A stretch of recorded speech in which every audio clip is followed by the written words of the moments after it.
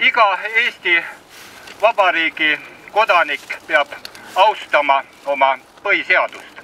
Põhiseaduse 47. paragrahv ütleb otsesõnu, kõigil kodanikel on ilma igasuguse palumiseta või luba küsimata õigus demonstreerida Eesti Vabariigi territooriumil.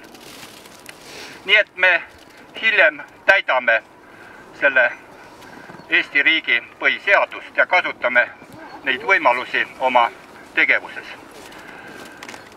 Me sõitsime täna Tallinnast siia Tartusse heade mõtete linna ja hakkasime kaasvõitlejatega arutama, kõik me olime, nagu öeldakse, barrikaadidel 80. aastate teisel poolel. Püüdsime rahvale tollal sisendada, et Eesti riiklust on võimalik taastada, on võimalik seda taastada riikliku järjepidevuse alusel. Ja meie algus oli päris raske.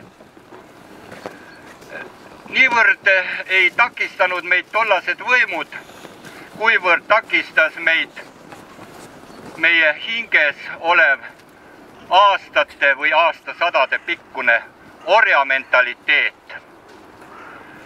Ja nüüd, kui oleme 20 aastat varsti juba iseseisvad, peame me kahjuks tunnistama täpselt seda sama. Me ei ole valmis olema oma riigi väärikad kodanikud. Teie kohta, kallid, siia tulnud see ei käi ilmselt. Me oleme ikka oma hirmudega, oma apaatiaga, lootuses, et küll keegi teine tuleb ja teeb, meie vaatame kõrvalt. See mentaliteet ei ole kahjuks mitte kuskile kadunud. Ja mis me siis imestame, et selle riigi 20. aastal on meid valitsema pääsenud inimesed, kellel ju tegelikult ei ole sellest riigist mitte midagi. Nendele on tähtis omakasu, paremal juhul siis kamba ehk erakonna kasu.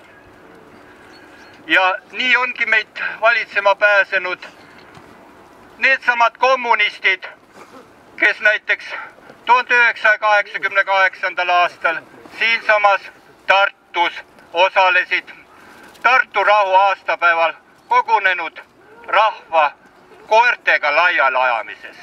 Mis siis, et mõni võib olla ämma juures. Aga asja paradoks või skisofreenilisus ongi ju tegelikult selles, et meid valitsevad sisuliselt sama partei liikmed, kes on küll värvi vahetanud ja parteisid vahetanud, kuid nende mentaliteet on jäänud täpselt samasuguseks. Aga miks? Kuidas on nad siis demokraatlikul teel pääsenud võimu juurde, mille on teinud oma kasu saamise, hästi elamise projektiks? Sellepärast, et meil, Eesti Vabariigi kodanikel, puudub kodanikutunne. Meil lokkab orjameelsus, rumalus, põhimõtte lagedus, ükskõiksus. Ja nüüd me oleme vanad võitlejad jälle siin nagu 80. aastate lõpus. Meid ei ole siin väga palju, nagu ei olnud ka tollal väga palju.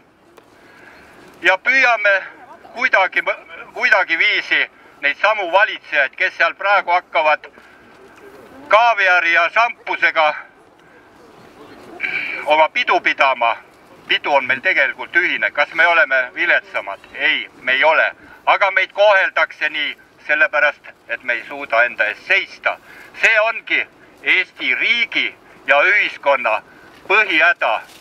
Kõik te vaatate televiisorit. Hiljaaegu oli üks Eesti televisioonis näidati väga õpetlikku filmi Islandist. Nägite, kuidas käitusid vaba riigi kodanikud. Riigi, kus elanikkond on 3 või 4 korda väiksem kui Eesti. Nii et hädaldada, et meid on nii vähe, sellepärast me ei julgegi midagi teha. See ei pea paika. Tuleb lihtsalt oma südames hävitada see arguse hunt. Ja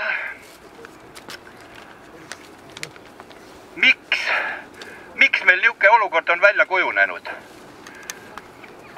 Palju põhjuseid on ilmselt. Üks suuremaid põhjuseid on tegelikult see, et kodanikuühiskonna puudusel on meil üks teine häda veel. Meil puudub sisuliselt vaba ajakirjandus. Need ajalehed, kes nimetavad ennast peavoolumeediaks või telekanalid, kuuluvad ju tegelikult omandisuhete kaudu nende samadele või nende lähedale seisvatele inimestele, kes on praegu võimul.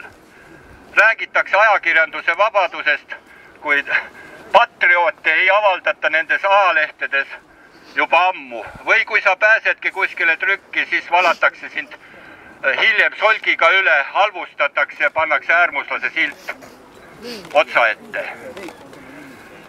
Kas seda lootusetust on veel võimalik muuta? Kas eestlane saab tõesti uhkeks ja ääks, nagu laulusalmis öeldakse? Mina ei oska sellele vastust anda. Väga suur ohumärk on vist see, et meid on Eestisse jäänud ainult 830 000. Aga olete te tähele pannud, kas sellest on kirjutanud ajalehed, meie peavoolumeedia? Ei ole. Sellepärast, et juba ainuüksi see fakt seab kahtluse alla kogu meie valitsemispraktika üldse. Milleks me seda riiki siis tegime? Me tegime seda endale, me tegime seda oma lastele, et meie lastel oleks siin hea elada.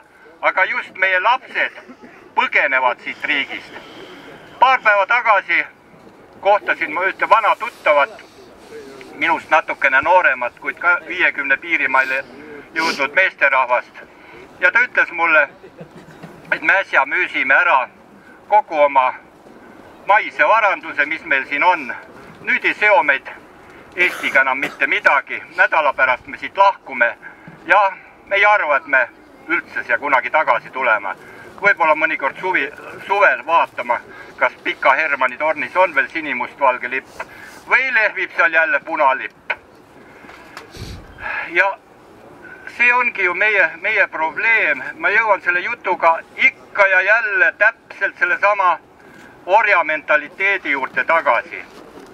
Meil on kombeks käituda tegelikult nagu Eesti maarahval ehk päris orjadel näiteks 19. sajandil, kus mõisatallis anti nuhtlust mõnele vastuhakkajale ja mõisatalli ukse taga või nurga taga õigemini oli parastav pärisorjuslike talupoegade hulk, kes ütlesid, kes sul käskis, paras sulle. Ja täpselt nii käitub ka Eesti rahvas. Parastades neid, kui kedagi pekstakse, olles ükskõiksed nende vastu, kes on hätta sattunud, sellepärast praegusel hetkel mind isiklikult ju häda veel ei taba. Minul on töö, aga see, et naabril enam tööd ei ole, et võib-olla naaber vireleb, ta ei saa enam lapsi kooli saata, sellepärast, et neil ei ole saapaid jalga panna. See ei lähe ju minule korda. Selline ükskõiksuse mentaliteet on iseloomulik orjadele.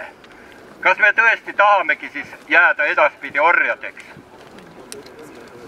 Meie üritused, rahvuslaste üritused tunduvad üsna lootusetud, kui me ei suuda inimestele selgeks teha, et ajage selg sirgu ja käituge vaba kodaniku vääriliselt. Ja ma tänan, et te mu tagasihoidliku jutu ära kuulasite.